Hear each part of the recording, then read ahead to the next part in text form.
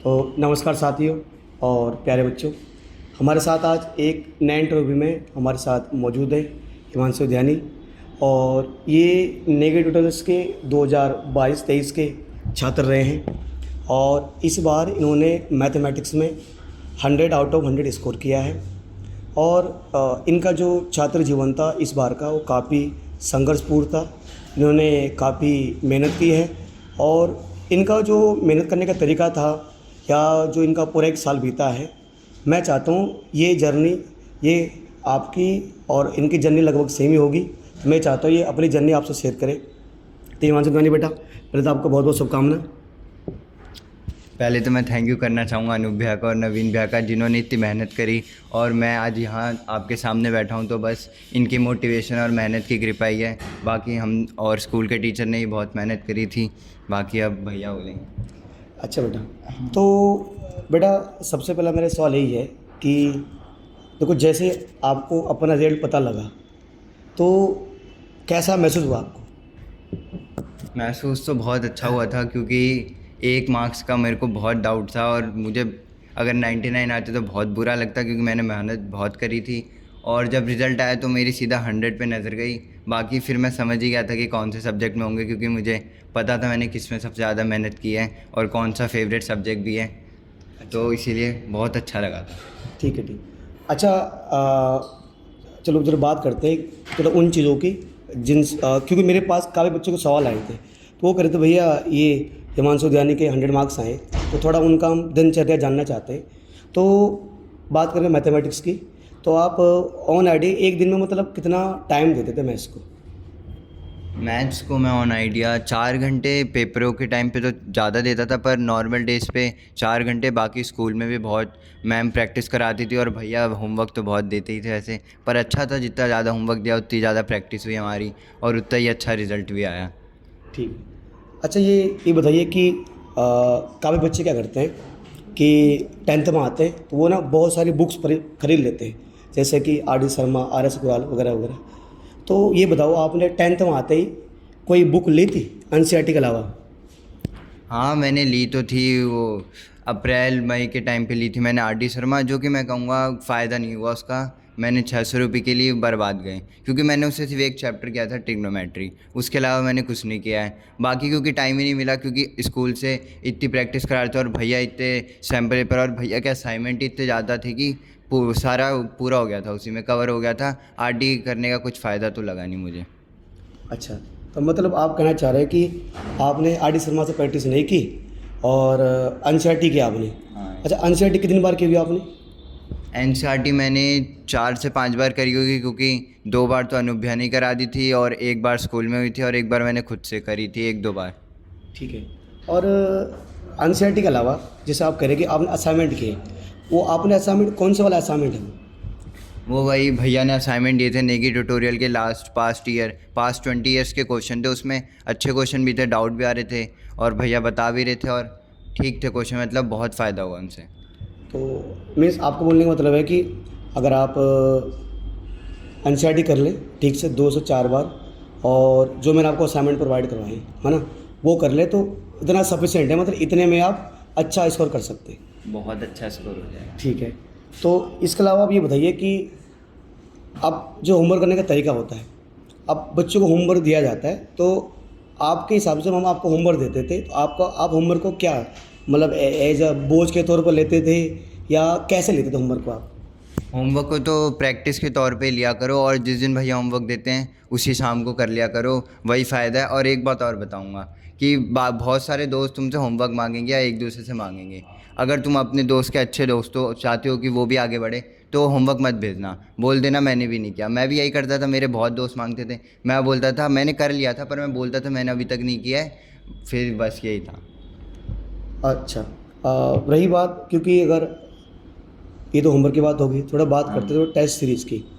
तो टेस्ट जैसे आपके बोर्ड के टाइम पे, अभी आपके बोर्ड के एग्ज़ाम आएंगे, जैसे 10th में आए थे, तो जो बच्चे अभी अपेयरिंग हैं, जो 2023 से 24 में बोर्ड का एग्ज़ाम देने वाले हैं, आपके हिसाब से उनको एग्ज़ाम टाइम पे, मतलब एग्ज़ाम टाइम पे क्या, अगर पहले मैथ की बात करता हूँ फिर साइंस में भी आता हूँ मैं, तो मैथ में क्या पढ़े और कैसे पढ़े? एग्ज़ाम टाइम पे तो कुछ नहीं, भैया एक बुक प्रेफर करेंगे शिवदास, वो ले लेना, या तो भैया खुद असाइनमेंट देते हैं, सैम्पल पेपर देते हैं, उनसे हो जाता है बहुत कुछ। वही लगाते रहो, वही लगाते रहो, हो जाएगा। 100 मार्क्स आराम से आ जाएंगे, कोई ज़्यादा बड़ी बात नहीं है, मेहनत करोगे सब होगा। अच्छा, मीन्स आपका कहने का मतलब ये है कि जितने आपके स्कूल्स के टीचर्स और कोचिंग के टीचर आपको करवा रहे, अगर आप लगभग उतना कर लेंगे तो शायद उतना सफिशिएंट हो जाएगा। ठीक है। ज़रा मैं आपसे जानना चाहता हूँ कि आपका शायद मॉर्निंग शिफ्ट का स्कूल था, तो वैसे रूटीन क्या था आपका डेली का? डेली का क्या, एग्ज़ाम टाइम का? नहीं, वैसे डेली का रूटीन। डेली का तो रूटीन यही था, 6:30 बजे उठता था और फिर वही नहा धो के स्कूल चले जाता था। स्कूल से आने के बाद खाना वाना खाया और फिर ट्यूशन आया था। ट्यूशन से आने के बाद ट्यूशन का होमवर्क किया, स्कूल का होमवर्क किया और 11 बजे तक सो जाता था। अच्छा, मतलब आप लग रहा है कि आप ऑन एवरेज 11 बजे सो जाते थे और फिर सुबह कितने बजे उठते लगभग? 6:30 बजे के करीब। अच्छा, इस दौरान ये जो 11 मतलब ये लगभग कन्फर्म था कि 11 साढ़े 11 कन्फर्म था? हाँ, उसके बाद मैं जग ही नहीं सकता था। अच्छा अच्छा। ऐसा था पे डेली रूटीन में। तो अब रही बात यार, चलो कि सिर्फ इस डेली के लाइफ स्टाइल में सिर्फ पढ़ाई तो है नहीं, तो जैसे जो सोशल मीडिया वगैरह है और जो गेम्स वगैरह हैं, उसके लिए वो कब खेलते थे आप, किस टाइम खेलते थे? मैं मोस्टली वीकेंड्स पे खेलता था और कभी बीच बीच में 10-15 मिनट निकाल के खेल लेता था। अच्छा, मीन्स आपको ये जो ऑनलाइन गेम वगैरह है ये खेलने का शौक़ है आपको? हाँ। बेसिकली कौन सा गेम आप खेला करते थे, अभी खेलते हैं? मैं मोस्टली पीसी गेम्स ही खेला करता था। अच्छा पर फिर 9th के एंड में मेरा पीसी ख़राब हो गया था, तो 10th में बहुत कम हो गया था खेलना। अच्छा पीसी ख़राब हो गया तो फिर मैंने कहा था पहले 10th का रिज़ल्ट अच्छा लाऊंगा, उसके बाद ही ठीक कराऊंगा। अच्छा।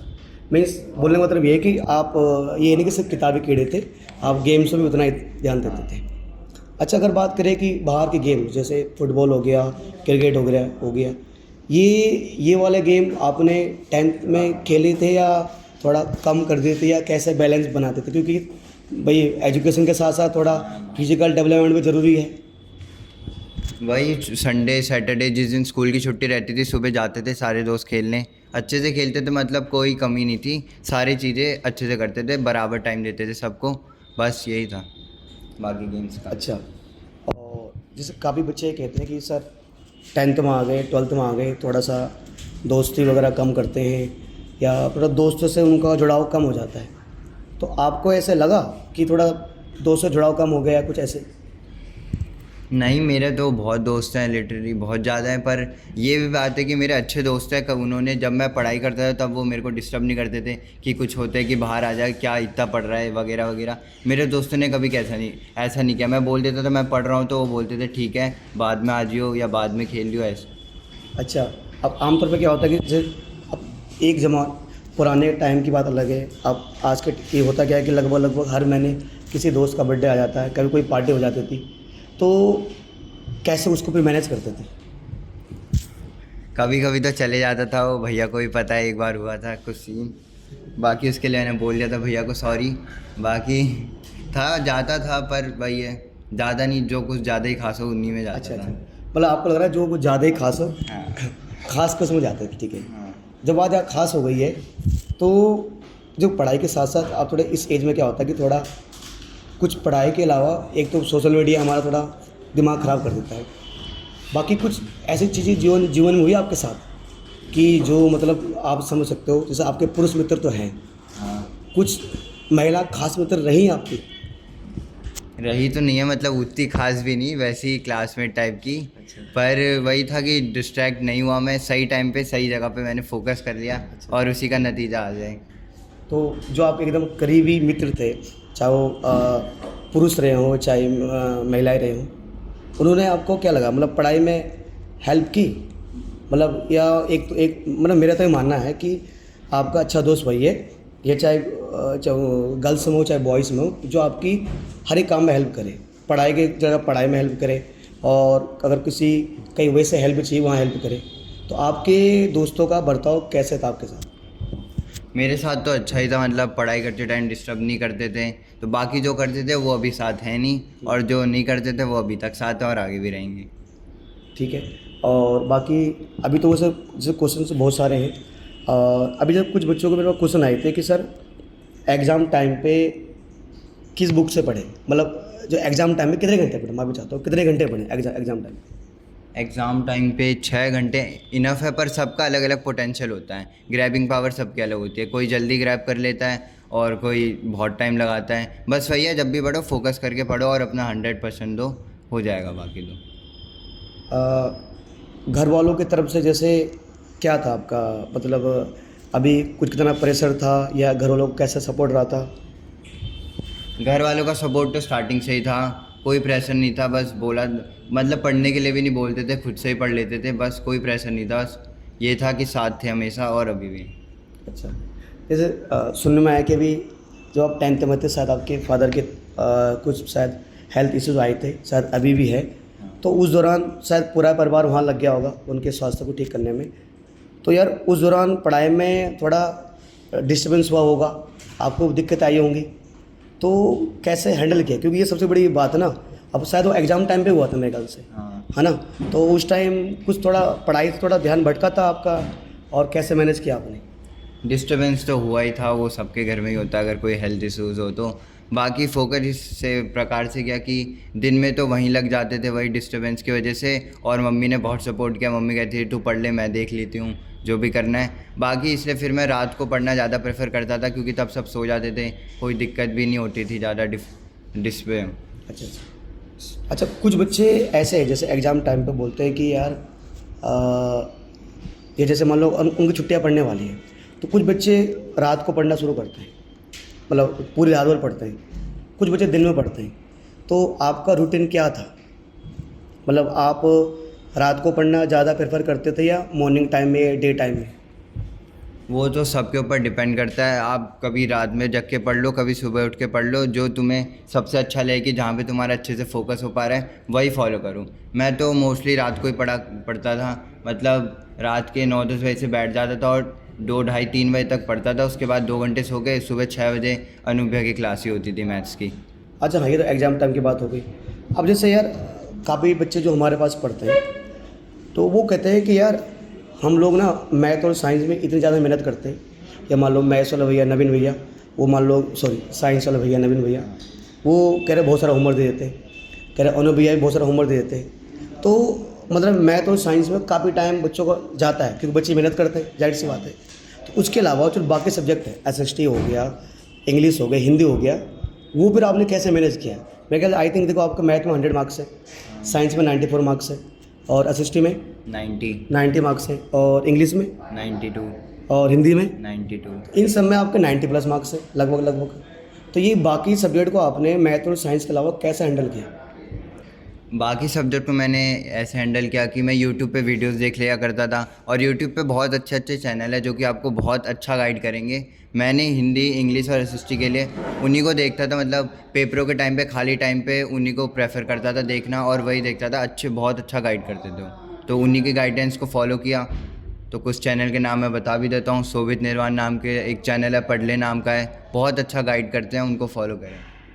ठीक है, बाकी जैसे अभी अब आगे की बातचीत के लिए कुछ सवाल नवीन भैया के भी आपके साथ, ठीक है। पहले तो हिमांशु भाई कॉन्ग्रेचुलेशंस, थैंक यू। मैथ्स में 100 के लिए और साइंस में 94, ओवरऑल आपके सारे सब्जेक्ट्स में बहुत बेहतर मार्क्स हैं। तो कैसा लग रहा है, मतलब मैंने सुना है ना जब 100 आ जाता है तो बच्चे को ना थोड़ा सेलिब्रिटी वाला फील आता है, तो ऐसा कुछ। सेलिब्रिटी वाला फील तो आई नहीं, बट एक्साइटमेंट बहुत हुई थी जब मतलब 100 मार्क्स देखे थे, बहुत ज़्यादा खुश हुआ था। बाकी फिर पापा मम्मी को बताया, वो भी बहुत खुश हुए थे। फिर भैया का कॉल भी आ गया था। बाकी भैया ने मुझे कॉल करके बताया कि रिज़ल्ट आ गया, चेक कर ले, वरना मैं तो उस टाइम सच बताऊँ तो गेम ही खेल रहा था। मैंने सोचा था रिज़ल्ट आएगा, मैं पहले गेम ख़त्म करूँगा तब जाकर रिज़ल्ट चेक करूँगा। ठीक है, मैं डायरेक्ट पॉइंट पे आता हूँ। वैसे तो भाई ने सारे सवाल कवर कर लिए हैं। तो सबसे पहली चीज़ कि टेस्ट की कितनी इंपॉर्टेंस होती है फाइनल एग्जाम में जाने के लिए, उससे पहले जो भी टेस्ट हम देते हैं कितनी इंपॉर्टेंस है उसकी। टेस्ट की बहुत ज़्यादा इंपॉर्टेंस है, क्योंकि वो तुम्हें तुम्हारी गलतियाँ बता देती है, और मैं बहुत ज़्यादा इंपॉर्टेंस है, गलतियाँ बता देती है, और बहुत सारी चीज़ें ही बताती है जो छोटी छोटी मेजर गलतियाँ बता देती है, जो कि आगे जाके दिक्कत देती है। 1 मार्क्स कम आ जाए तो बहुत दुख होता है। वही मैथ्स में मेरी सिली मिस्टेक बहुत होती थी, वही मैंने देखा और उन्हें सुधारा, और आज यही मैथ साइंस में इतने ज़्यादा मार्क्स हैं। हिमांशु, मुझे ऐसा लगता है कि एक बार तो एक बच्चा वो है जिसने टेस्ट क्या करा, टेस्ट दे दिया, और एक दूसरा बच्चा वो है जो टेस्ट दे के आया, अपनी गलतियाँ देखी कि मेरे मार्क्स कहाँ कटे, क्या ये इम्पोर्टेंट है? बहुत इंपॉर्टेंट है, गलतियाँ देखो और जहाँ पे मार्क्स कटे उसको रिवाइज़ करो। मेन यही चीज़ है कि तुम रिवाइज़ करो और प्रैक्टिस करो। मैथ में प्रैक्टिस और साइंस में रिवीजन। जितनी बार रिवीजन और प्रैक्टिस करोगे तुम्हारे ऑटोमेटिकली 100 मार्क्स आ जाएंगे। और कुछ नहीं करना, रिवीजन और प्रैक्टिस। अच्छा, ऐसा कभी हुआ कि जैसे आपके टेस्ट में मार्क्स काट दिए गए ट्यूशन में और आप एकदम टीचर के साथ बहस कर रहे हैं, या आप अगर आपके मार्क्स कभी टीचर ने काट दिए हैं, किसी भी टीचर ने, तो आप उसको कैसे देखते थे? मैं बस पहले गलती देखता था, अगर मुझे समझ में नहीं आता था तो मैं भैया से पूछ लेता था क्या गलती है, बाकी लड़ना वड़ना तो रहने दो, बस का नहीं है। मीन्स आपको लगता था कि यार अगर टीचर ने मार्क्स काटे हैं तो शायद तो कुछ सही गलती जगह ही होगी, काटता हूँ। गलती होगी। और यही हम लोगों की कोशिश रहती है कि अगर बच्चे के मार्क्स काटें, पर इसलिए काटें ताकि वो उसको इम्प्रूव करे और ये गलती प्री बोर्ड या बोर्ड में ना करे। एक सवाल मेरा सबसे इम्पोर्टेंट ये है कि ये जब हम लोग भी थे, इस फेज़ में थे, जब स्कूल वगैरह कॉलेज वगैरह में, तो हमारे दिमाग में एक डाउट आता था, कितनी भी प्रिपरेशन कर लो एंड वक्त पे ऐसा लगता है कुछ पढ़ा ही नहीं है, ऐसा लगता है सब ब्लैंक है, बिल्कुल ब्लैंक है, कुछ नहीं आता। उसको ओवरकम कैसे करना होता है? वो तो मेरा एग्ज़ाम देने से 1 मिनट पहले भी वही था। बस कुछ नहीं, काम रहो और आराम से अपना पेपर दो, कुछ जल्दीबाजी मत करो, सब सही होगा। तुमने इतने साल मेहनत की है, घबरा के खाली पेपर और ख़राब होगा, इसलिए पेशेंस से काम होकर अपना पेपर दे के आना, बहुत अच्छा जाएगा। अब हिमांशु, हम बच्चों को स्टार्टिंग से ही बोलते हैं, अप्रैल के महीने से ही, कि आपको अगर एग्ज़ाम टाइम पे ढंग से प्रिपरेशन करनी है, 90+ चाहिए, तो आपको एग्ज़ाम टाइम पे अपने जो स्टडी आवर्स हैं उनको कम से कम 7 से 8 घंटे तो पहुंचाना पड़ेगा। अब वो बच्चा सोचता है कि मैं दिसंबर जनवरी से पहुंचा दूंगा, क्या कंसिस्टेंट रहना ज़रूरी है? यानी कि अप्रैल महीने से 1 घंटा फिर उसको बढ़ाना, क्या कैसे मैनेज किया तुमने?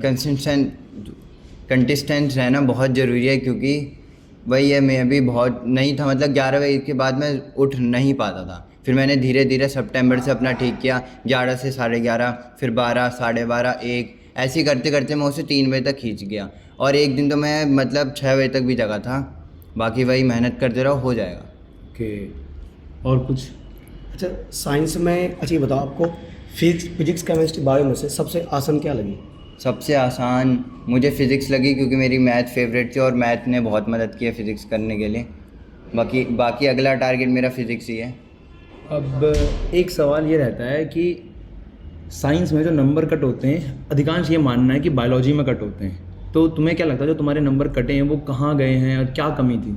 भाई मेरे को भी बायो का ही था, क्योंकि बायो क्रैम्बिंग आदत मेरी बहुत नहीं है, मतलब मैं रट नहीं सकता, और बायो में मुझे इतने लंबे लंबे आंसर नहीं लिखे जाते। कॉन्सेप्ट वाली चीज़ मैं पकड़ लेता हूँ, पर रटने वाली चीज़ मुझसे नहीं होती, इसलिए मोस्टली मेरे बायो में ही मार्क्स कटते थे। यहाँ पे भी बायो में ही कटे होंगे। तो मैं ये पूछना चाह रहा हूँ कि जैसे कि अब देखो, केमिस्ट्री बच्चा कर लेता है कहीं ना कहीं, फार्मूला वगैरह लगा के न्यूमेरिकल्स हो जाते हैं फिजिक्स के। दिक्कत है बायोलॉजी में करना क्या होता है? मतलब कि जो क्या डेफिनेशंस याद करी तुमने, जो तुमने इतने स्कोर किया, या फिर अपने आप बना के लिखा, कैसे किया डायग्राम? बायो में बस तुम्हारी इंग्लिश अच्छी होनी चाहिए, बाकी तुम्हें समझ लो उसको और अपनी लैंग्वेज में लिखाओ, मार्क्स मिल जाएंगे। ओके। साइंस में तुम्हें सबसे डिफिकल्ट चैप्टर लगा थोड़ा सा, जहाँ तुम्हें दिक्कत हुई? साइंस में मुझे एक टॉपिक था, वो लाइट का था, कौन सा था? Reflective index. हाँ, रिफ्रैक्टिव इंडेक्स टॉपिक था। उसमें मुझे बहुत दिक्कत हुई थी, पेपरों के टाइम पे भी हुई थी। बाकी ये बात अच्छी रही कि क्वेश्चन बहुत इजी आ गया था मेरे सेट में, उसका था, तो मैंने वो कर लिया था। अच्छा, तो मैथ में तुम्हें जो दिक्कत आई, सबसे ज़्यादा दिक्कत किस चैप्टर में आई? सबसे ज़्यादा वैसे मुझे आई तो नहीं, क्योंकि मैंने हर चैप्टर की प्रैक्टिस कर ली थी। बाकी लोग बहुत बोलते थे कि ट्रिग्नोमेट्री टफ है, बट मेरा सबसे अच्छा और फेवरेट चैप्टर वही था मेरा, मैथ्स में ट्रिग्नोमेट्री। उसका क्या रीज़न रहा तुम्हें लगता है? क्योंकि मैंने ट्रिग्नोमेट्री की बहुत प्रैक्टिस की थी। भैया ने जो असाइनमेंट दिया था और स्कूल में जो मैम ने कराया था, वो मैंने 2-3 बार अच्छे से किया, इसलिए मेरे को फिर ईजी लगती थी वो। मतलब ये जो हवा बनाई गई ट्रिग्नोमेट्री की, ये अगर प्रैक्टिस कर दो सब ध्वस्त हो जाएगी। हाँ, आराम से। तो जो आपको मैं लास्ट टाइम मैंने असाइनमेंट दिए थे, वो ये उन असाइनमेंट की बात कर रहा है जिसकी इस बार मैंने बुक बना ली है। कि पहले क्या था, मैंने लगभग इतने सालों के जो असाइनमेंट बांटता था, पहले मैं बच्चों को प्रिंट आउट करके बांट देता था। इस बार मैंने क्या किया, उसकी एक बुक बना ली है। तो यानी अगर कोई बच्चा जो ये वीडियो देख रहा है, जो हमारे साथ पढ़ रहा है, उसको ये बार बार बच्चे ही बोल रहे हैं कि अगर आप मैथ में अच्छा स्कोर करना चाहते हो, जो मैंने बुक थमाई है बच्चों को, अगर उसकी ढंग से एक बार प्रैक्टिस कर ले तो सब खेल सही हो जाएगा। और बाकी एक मैसेज जो बच्चों को देना चाह रहे हो, इस टाइम पे अभी चल रहा है मई, मई से लेकर फेब मार्च तक जो एक मैसेज देना चाह रहे हो कि क्या करना है? कुछ नहीं, मेहनत करो और डिस्ट्रैक्शन से सबसे पहली बात दूर रहो। बहुत डिस्ट्रैक्शन आएंगी, जैसे मेरी भी आई distraction, थी। क्या-क्या एग्जाम्पल? सोशल मीडिया हो गया, बहुत डिस्ट्रैक्शन करता है, और यूट्यूब, गेम्स, ये सब। ठीक है। मेरा तो पीसी ख़राब हो गया था, इसलिए मेरा ऑटोमेटिकली दूर हो गई थी। बाकी सोशल मीडिया मैंने दिवाली के बाद बंद ही कर दिया था, उसके बाद मैंने डीएक्टिवेट कर दिया था, फिर मैंने मैथ के पेपर के बाद ही उसे एक्टिव किया था। तो मेरा वो वाली डिस्ट्रैक्शन भी मैंने खुद से ख़त्म करी। तुम्हें थोड़ी दिक्कत आएगी कि तुम्हें लगेगा खोल लेता हूँ, तो महीने 2 महीने में 1 दिन के लिए खोल लो, फिर डीएक्टिवेट कर दो। ऐसे ही मैंने भी किया था, कभी कभी खोल लेता था, डीएक्टिवेट कर लेता था, फिर तुम्हें खुद ही मन नहीं करेगा चलाने का। एक सवाल मेरे दिमाग में और आ रहा है कि लगातार मेहनत करना है, मतलब कि एक तो ये है कि ऐसा नहीं है कि 2 दिन मेहनत करा एग्ज़ाम है उसके बाद, हमें एक पूरे साल भर मेहनत करना है। तो ये लगातार मोटिवेशन आता कहाँ से है कि यार चल पढ़ना है? कैसे मोटिवेशन आता है लगातार? मोटिवेशन तो भैया हर महीने मोटिवेशन देते रहते हैं, उससे भी आ जाता है कि 100 मार्क्स लाओ, 100 मार्क्स लाओ। प्राइज़ भी रखते हैं, उससे भी थोड़ा बहुत आ जाता है। बाकी स्कूल की मैम ने भी बहुत मोटिवेशन दिया है। कहीं पे मतलब डाउन फेज आता था तो मैम को बोल दो, तो मैम अच्छे से समझा देती थी। स्कूल के मैम, एक बार थोड़ा मैम का नाम लेना चाहेंगे? ज्योत्सना मैम थी, शिल्पा मैम थी, बहुत सपोर्ट किया इन्होंने स्कूल की तरफ से। बाकी भैया का तो हाथ है ही, मैम का भी बहुत है। ठीक है, ठीक है। और अच्छा, जैसे कंपटीशन कभी आपने सब कोचिंग में किसी को अपना कॉम्पिटिटर देखा, यार मुझे ना इससे ज़्यादा मार्क्स लाने, मतलब ये भावना रखी थी आपके अंदर कि यार नहीं मुझे इससे ज़्यादा मार्क्स लाने हैं? या दो कई प्रकार के होते हैं, कुछ सोचता नहीं है मुझे अपना स्कोर अच्छा करना है बस, कुछ सोचता नहीं यार मुझे इससे आगे निकलना है। कुछ रहा इस बार आपका ट्यूशन में से? हाँ, कॉम्पिटिटर वाली फीलिंग तो थी, मतलब थे कुछ, उनको मैं पीछे करते चला गया। फिर आगे रहा, फिर एक रोहन अग्रवाल नाम का था, उससे मुझे लग रहा था बहुत टक्कर का, क्योंकि वो बहुत पढ़ता था, तब मुझसे भी ज़्यादा पढ़ता था वो बंदा वैसे था, टक्कर का भी था। हाँ, वैसे ही था। तो उससे था थोड़ा कंपटीशन, टेस्ट में भी उसके बराबर ही। या मेरा यही था, या तो हम दोनों टॉप पे आएँ या मैं आऊँ, बस यही था। मीन्स और कोई नहीं है? हाँ, हम दोनों के अलावा और कोई नहीं, हम दोनों का यही रहता था। और बाकी सवाल तो मेरे ख्याल से अभी बहुत होंगे, सवाल तक भी ख़त्म नहीं होंगे, सवाल जवाब चलता रहेगा।